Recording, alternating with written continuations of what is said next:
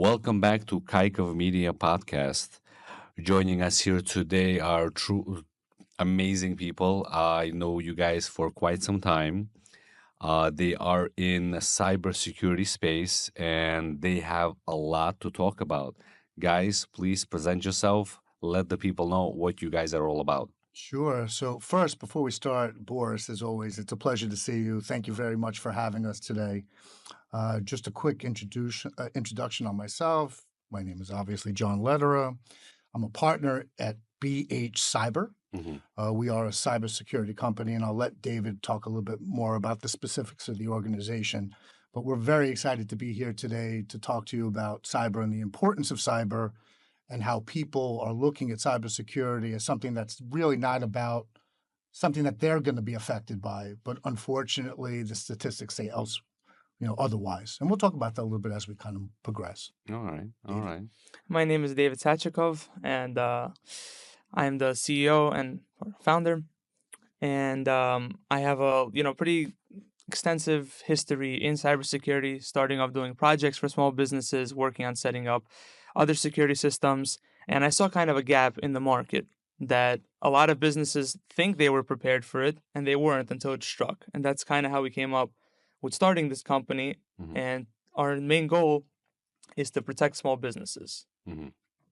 Okay. The only thing I'd like to add at this time is I think many people look at cybersecurity from a perspective of my basic protection at home is sufficient. Most cybersecurity incidents occur because of human error. Mhm. It's over 95%, actually. What do you mean by that? By human error, in a sense where where they leak the information. Yeah, I mean, it could be something as simple as an email. Yeah, phishing emails. That's the number one way to get in. They send you an email. It looks like it's from the right source. It looks like it could be even an internal company email. Correct. You click it, and then they get access to your systems. And it Mhm. can even go as far as they send you a fake, payment stub that you have to pay, and you Got pay the wrong people, and money gotten just that leaves the before. account. Correct. I had a client recently where an invoice was sent. He thought it was his vendor. There was a slight change, and that guy probably sent the payment wired $250,000, and that's it. It's gone, and there's nothing you can really do about it. Or can you? Boris, 88% of hacks are with the CEO and CFO. So I just want to clarify what you just said Mhm. in terms of that $250,000 payment. It Yeah. just It went just into the ether. and there's nothing you can do about it. Yeah, it's not something that's just your low-level employee who hit with a phishing. These cyber criminals don't want to hit the low. I mean, if they can get in through the back door that way, great.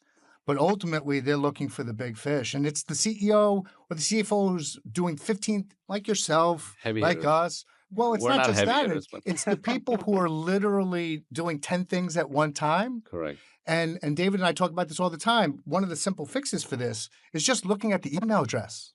Mhm. I Correct. mean, Correct. so if You you look gotta at the email focus. address and Yeah. it's like 14 different letters, Yes, that's not from your bank I agree. or something as Or look, simple if as the that. A is a 4, as an example. I You gotta look for usually these pay things. attention to those things. Did have a lot of those incidents where oh, you can sell to this or it's coming from Chase.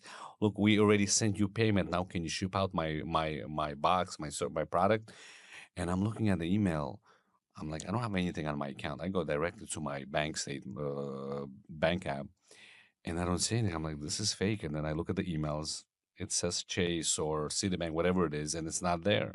It's unbelievable.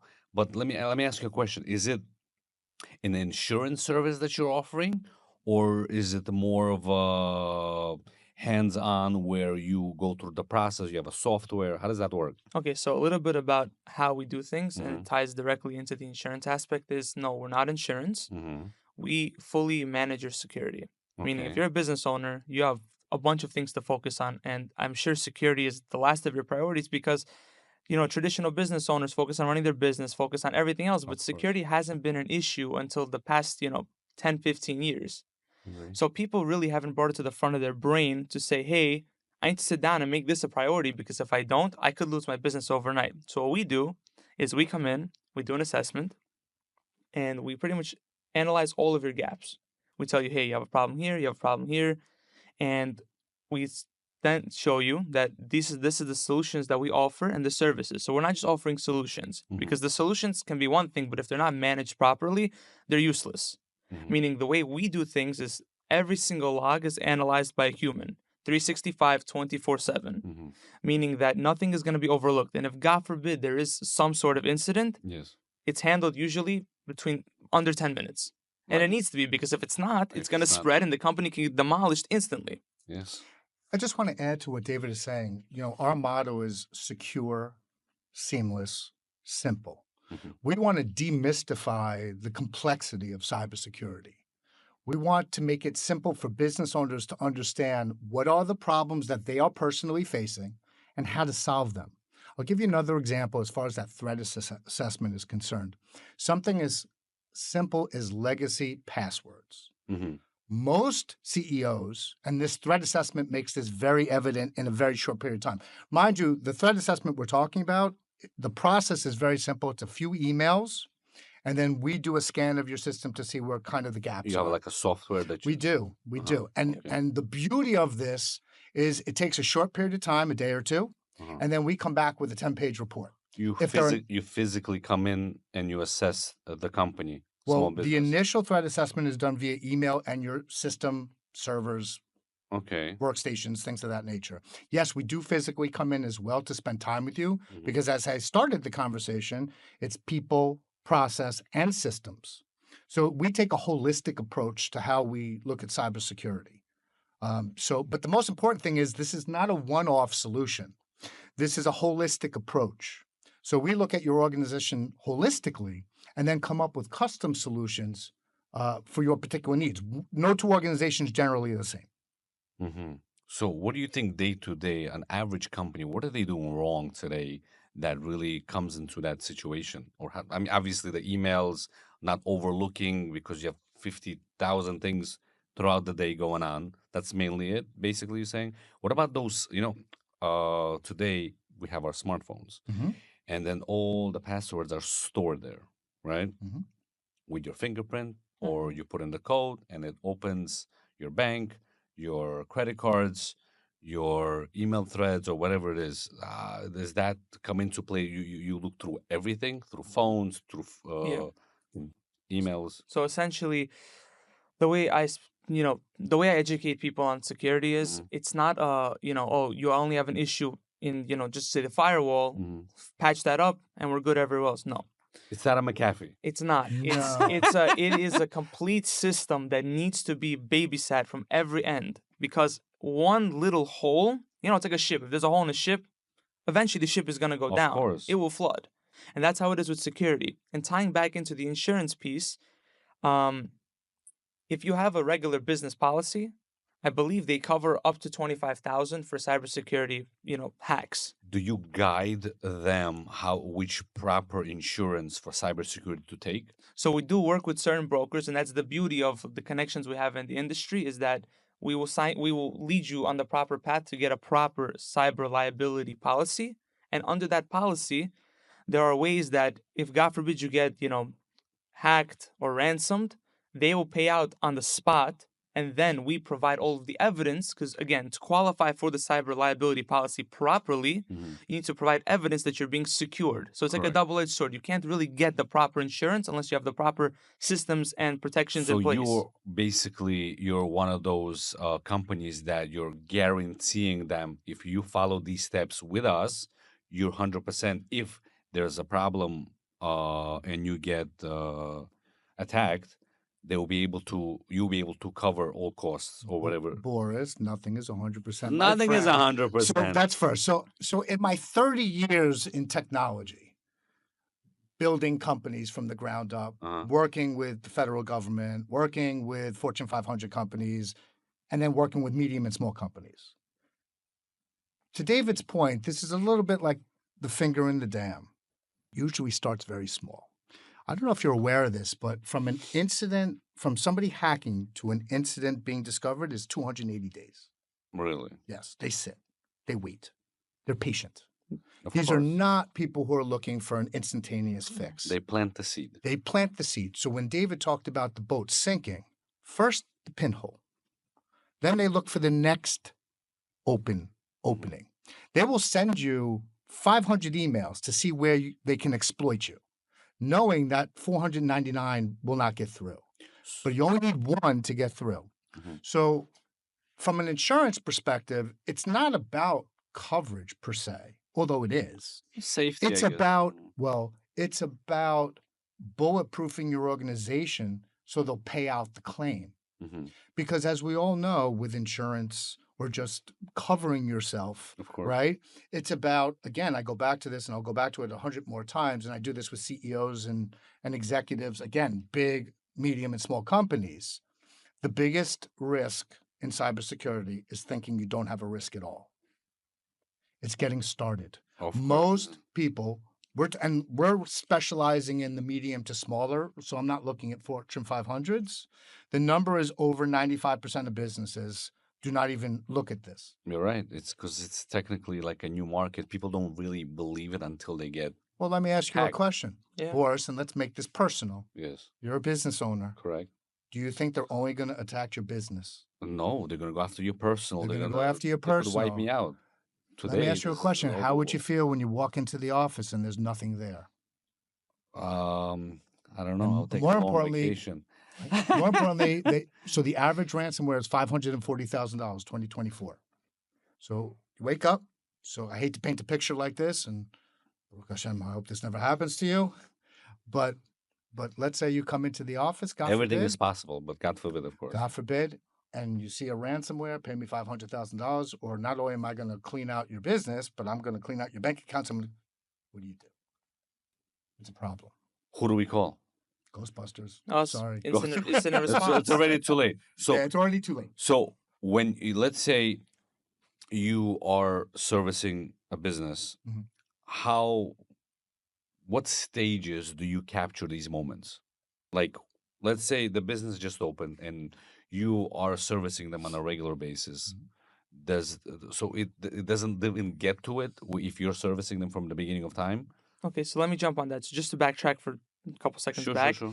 if someone does get hacked, they could reach out to us, and we do have an incident response team Nice. and division in our company That's that will awesome. handle and recover as much Even if- data as possible, Even if they're not your clients yet. even if they're not. Okay, that's So awesome. incident response is definitely something we do. Please call today. It's very, very important because God forbid someone gets hacked, their data's locked, business is down.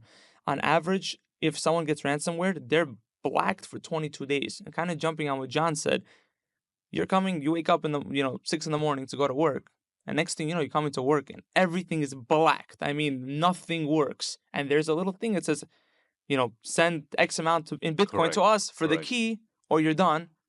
You have to think as a business owner, what am I losing today? What am I losing tomorrow? What am I losing day to day by not having this in place? Absolutely agree.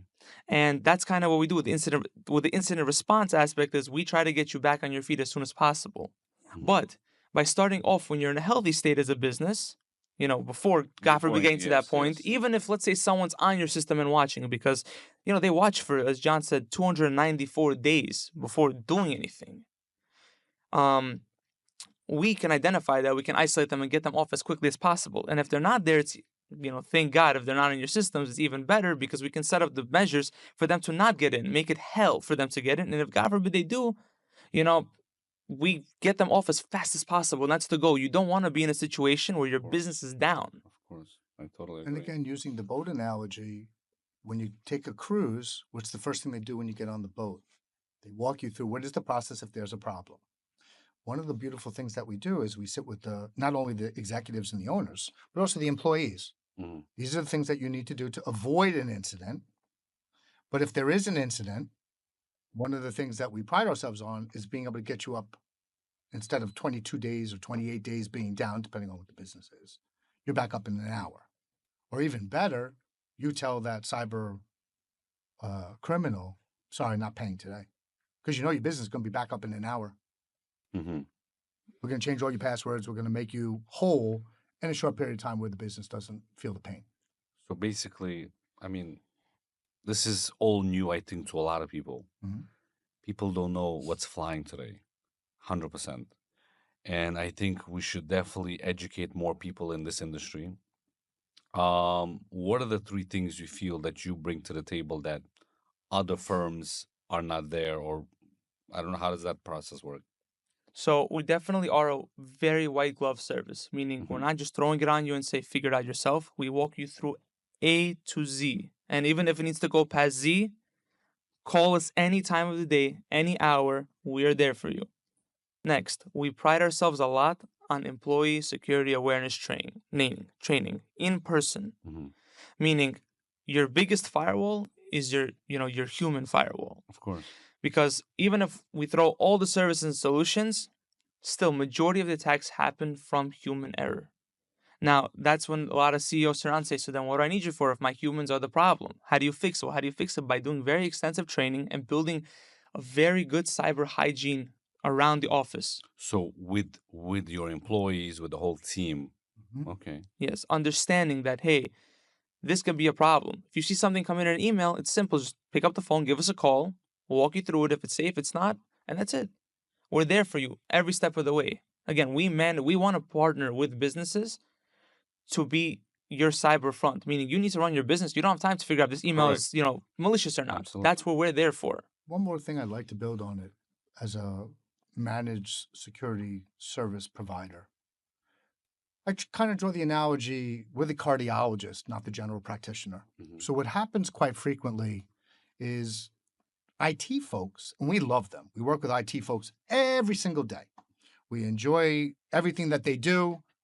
And the best part about it is we don't do per se IT. Mhm. Of So course. the general practitioner, which we call affectionately the IT person, we let them do their thing. Correct. But if you had chest pain, you're not going to your general practitioner. I hope you're going to the cardiologist. You know, to a We're the specialist. cardiologist. So from our perspective, this is what we eat, breathe, sleep. This is what we do 24/7. The magic to this is the expertise. The expertise and the ability to convert something that is quite complex into business speak so we can get your business requirements aligned with the offerings that we can provide to provide you that security. Mhm. And that's a little different than most of these companies. So, an average business owner who's listening to this right now, Mhm. right? How does the whole process work? Do you give a free consultation? And first, obviously, is a call. You do an assessment over the phone or Zoom. And then, after you price him out, you give him the rundown, you come in Mhm. and you assess all of the systems and everything. What if we have an internal problem? It just came to my head, like one of the employees are feeding the hackers some information. How do you how can that be stopped? Mhm. Can it be stopped? So if That's they're taking complicated. screenshots from their phone and sending them vital information, obviously not. There's no way that's Correct. on their personal stuff. But anything company related, material, everything is locked down. From Mhm. emails to, I mean, even as far as going to the email security aspect of it, I'm sure, Boris, do you get a bunch of emails from a bunch of different countries all the Absolutely. time? That doesn't happen with Absolutely. our clients. We cut all that nonsense out, meaning Mhm. they get what's real and that's it, because there's no room for error in this business. And I just want to share a quick little story. So, a colleague of mine runs a pretty similar business out in California. Mhm. And, he did an assessment for a plastic surgeon's office. And this is a nightmare scenario, classic nightmare scenario. They came back with a bunch of flaws, a bunch. This is after the first assessment. After the assessment, they did the assessment, a bunch of flaws. And the doctor goes, look, we're, a couple doctors, we do surgeries here, and we're not doing this. It's not, I don't see it as It's not for necessary. us. I've been operating for 20, 30 years. I don't need it. And the guy goes, okay, look, you have our number. You have these flaws. If you need anything, give us a call. I think it was like 3 weeks later, they called him crying and they said, we got ransomed. We're locked. Our money is blocked. We don't have access to anything. Wow. But it gets even worse. The kind of plastic surgery they did was reconstructive surgery for witness protection patients. And they Wow. went after every single witness protection person with the before and after photos saying, if you don't pay us, I think it was $10,000, we're going to send it to whoever's looking for you, the cartels, the gangs, whoever they're trying to escape from. So they'll go That's after people. And that's for the compliance, regulations, correct. HIPAA, FTC, NYDFS, for all those people, they're holding people's informations and they're not understanding that forget about your business. Your business goes down, it's one thing. You have the responsibility of people that trusted you with their social security numbers, their health information, and you're not being responsible with their information. That's the next level. That's the problem. That's the One problem. more thing I'd like to add to your question. We are leveraging artificial intelligence and the human component. So AI is looking at machine learning. We can get into another conversation about AI versus machine learning. But these models that are built are looking for irregularities. And what happens is, to David's point, so let's say we deal with just the tri-state area. And then all of a sudden, things start coming in from Guatemala and Honduras. The AI is going to pick it up. We have a human being that's looking at the logs on a regular basis. Again, this is not McAfee, right? That just lets you know after the fact, hey, you've been hacked, you're stuck, or worse. And then we're able to kind of lock down that particular piece of equipment. Could be a workstation. So back to your scenario before, David's correct in terms of some things can't be blocked. But if anything irregular is happening within the organization, the AI should pick it up. The log will definitely pick it up. And between the two, we will be notified if there's a problem. And I'm talking 24/7 by 365. And then we're able to react to your systems or make advice depending on how we set up and structure the environment, because some of it could be remote, some of it can be your IT people. It really depends. And this is why we tell you that it's custom, for each and every customer. Some people want to manage through their IT people. Some manage through us. Some manage through themselves. It's self-managed. Mm-hmm. It really depends. But the trick to this thing is catching it as early as possible in terms of the anomaly, and then locking down that and isolating it so it doesn't affect the rest of the network. It's kind of like a virus. It's like a virus. It's just like a virus. Just to add back on, I loved your question about could someone technically feed the hackers. So there's a very strong approach in cybersecurity. It's called access control, meaning let's You say give it's certain access certain to- things go to certain people, and that's Correct. another thing we put in place for sure, because front desk office person does not need Doesn't- access to the doctor's personal banking Absolutely. statements. It just Absolutely. should never be cross contaminated. I totally agree. We definitely have that system in place here too. Now, How often do you review it, though? which part? That process that you just said you have in place. Not to put you on the spot. No, it's okay. So the process is automated. Obviously, I have a system where, let's see, me as the main person has access to everything, full control, and the employees have certain access to see certain things. I mean, it's just by review. I don't really review much, to be honest with you. That's where. And that's the beauty of beauty. this entire. That's true. You have just summed up the entire conversation, my friend Boris, in 15 seconds. We have no time, like you guys said. That's the truth. So these are the things that we do to see where the gaps are because you haven't reviewed it.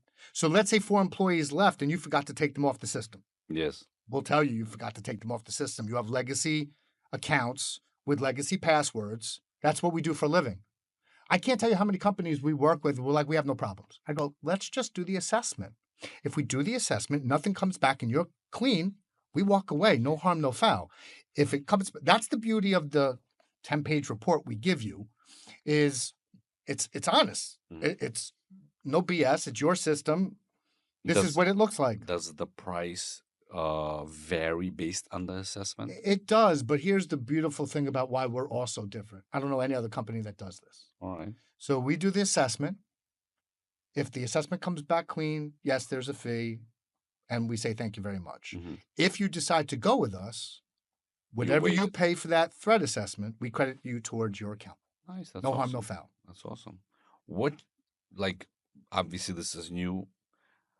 What is an average price, or is everybody is different? Everybody's different. Everybody's different because everybody has different needs. If you're in a compliance regulated, environment, you need different things. If you're a regular business, you need different things. If some people, have an IT company that handles certain things and they need us to help support that IT company, there's different services involved.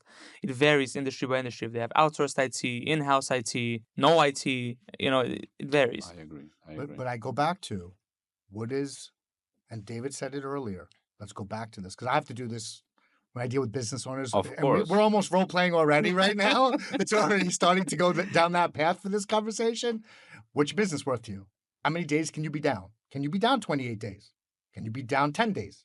How much does that cost in opportunity cost? I agree. Being down 10 days. I agree. So are we cheap? you know, put that value on your own business, and It then depends look on in the mirror and say, exactly. what is it worth to you? I can tell you, because we are a smaller company that's very lean and mean, and we're doing much of our business off referrals for the first 2 years, the costs are ultra competitive. Nice. I doubt you're going to find better pricing for what we provide. And that's my kind of, I hear wouldn't say you. 100% money back guarantee, but we do provide tremendous, 99.9. we provide tremendous value for Like the what we Senate. charge. I mean, our view of the world is secure, seamless, and simple, but it's also to evangelize cybersecurity. So we're not here because we understand where cybersecurity fits into the business ecosystem. Mhm. So we try to make it as unobtrusive as possible, right, in your business, because this is not your business. And at the same time, make it cost effective, that you don't say to us, look, we're just going to walk away from this. It doesn't make sense. Because then we get the phone call to do the other bit, The incident the instant response, response. And that, my friend, it's not cheap. is in the tens of thousands. Oh wow. Just to get started as a retainer, because it's But very expensive. if you are, let's say, servicing them, there is no No, cost. then It's you don't. 24/7 thing. No, Yeah. then the whole all bets are off. Then we're in a I completely mean, different that's the whole world. thing with what we do. Correct. I don't want to, like, again, I don't want to say it's 100% ransomware proof, but the way Correct. we secure and store the data, you're gonna be spun back up 1, 2, 3, 4 hours at tops. You know, it's we just prevent from getting ever to that state. Correct. I understand. What about social media hacks? How does that work? You guys, because I had a situation where my Instagram and Facebook was wiped. So they charged my card, or I don't remember what it was. So somebody hacked it and was advertising some sort of, obviously it wasn't Facebook compliant, and I got screwed. They removed my Kaykov Media account from Instagram. Like if I would type Kaykov Media, it's nowhere to exist. So it was fully down for 1 month. Wow. It's a big deal So you because get it. yeah, of course I get it. I feel it. It was hard. It was, so much thought, process, energy was put into it, and it just gets wiped. How much of it did you recover? I recovered the whole thing. Oh, you did get it all back. Yes. Okay, that's good news. Thank ending. God. Yes, it took Happy time, ending. but yes. How does that process work? Question for you: was this hack done via your password, your information? They got in and disabled it, or was it someone reported you and did some crazy stuff behind the scenes through Instagram, Facebook directly? I think it was through a Facebook. So I think somebody logged into my account. They created a $5,000 ad Okay. that wasn't compliant, and that's when Facebook says you didn't comply with our Facebook rules. This, that, the next. We're taking you down.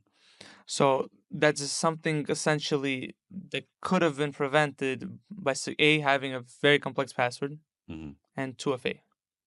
So there are certain systems that we put in place for businesses that will prevent getting to that point, because they physically cannot access it without these two components.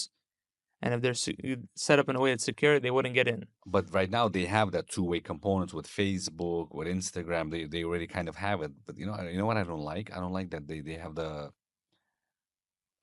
those second-party apps like Google. What was that? The Mhm. Yeah, Google one? Google authenticator. Password Okay, Manager. yeah, but sometimes you change your phone. How you have so many apps, and you have to think about these authenticators, because what happened to me, I had an authenticator on my other phone, but I didn't Yes. update it to this phone, and now I can't log into Facebook or whatever it was.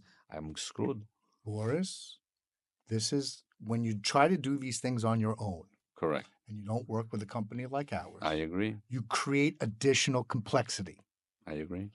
So because we're looking at it holistically, one of the things that happens from the threat assessment is not only where are your risks with your passwords, but it also tells you use this password 14 times in 14 different places. And this Correct. password's already on the dark web. And the password's already on the Correct. dark web. So the problem is, even with the authenticators, because of your legacy behavior, because we try to change your behavior. Correct. So first you change the behavior, right? And then once you change the behavior, then we can simplify things to make things much easier with these passwords. But that's the problem is you've already created, and by the way, I'm guilty of it too. David's guilty of it because before cybersecurity and before this existed, you just basically used either the same password or small modifications. And keep this in mind. So as much as we have advanced in cybersecurity, the bad guys continue to advance Of in course. Every cybersecurity. single This is like the day. radar detector and right and what the police use. It's a cat and mouse thing that's constantly evolving and you're constantly updating. So the thing about this that I think I want to also make very, very clear to people, this is iterative, meaning you don't do it once and then, okay, I'm safe. And that's the problem with McAfee and those types of solutions. Set it and forget it. Set it and forget it. And the problem is we go back to how often have you looked at your process? How often have you taken former employees off your system? And now we start to have a conversation. It's the problem. And the mindset has to shift with these authenticator apps. I know people think they're annoying, but I compare it to a seatbelt. Back in the 1970s, there were no seatbelts. They introduced the seatbelt, they made it law, and everyone's like, "Oh, these seatbelts suck," until God forbid someone gets hit by an 18-wheeler and the seatbelt saved their lives. Yes, I agree with that. Yeah, and the sound that it constantly makes. Basically, I hear you. They should do that for the authenticator too. Well, there are ways to make it easier for you to protect your passwords without having to go through. Do I have, let's say, if I get a new phone tomorrow, do I have to give you a call, let's say, and tell you, guys, I got a new phone? What's the next steps? How does that?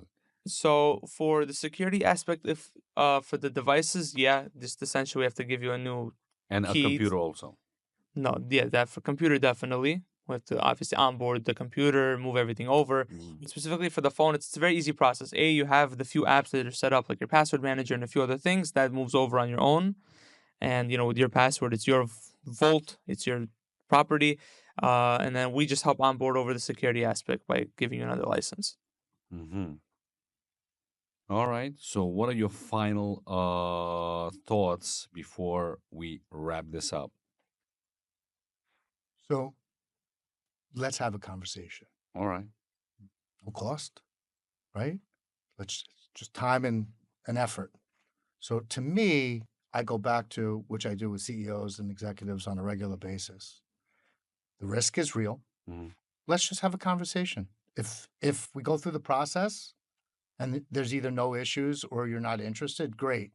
But to do the ostrich and bury your head in the sand and say, it's not going to happen to me, the numbers tell me otherwise. And it's agree. only getting worse. It You're does. talking, I think it's $14 trillion. $14 trillion. trillion That's insane. cyber thieves are causing. So you think all the big firms, they're probably most of all the CEOs, they're all. Yeah, Microsoft just got hacked again. I mean, so the problem for, remember, size and complexity, Yes. more gaps. So the bigger the large size, the more companies, yes.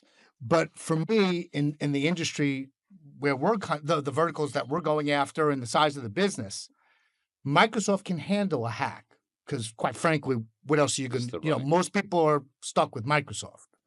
But here's the next stat that's even more scary. For those people who pay them ransomware, get back up and running, 85% of the time the business is out of business in 12 months. Why? And here's the thing I want to leave you with. Mhm. Reputation and fear. If I'm a customer and you've been hacked and my information is not safe, I'm going to your competitor.